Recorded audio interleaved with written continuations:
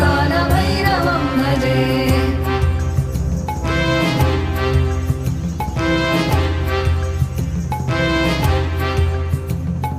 भानुकोटिभास्वरं भवाब्धितारकं परं नीलकण्ठमीप्सितार्थदायकं त्रिलोचनं कालकालमम्बुजाक्षमक्षशूलमक्षरं काशिकापुराधिनाथ कालभैरवं भजे।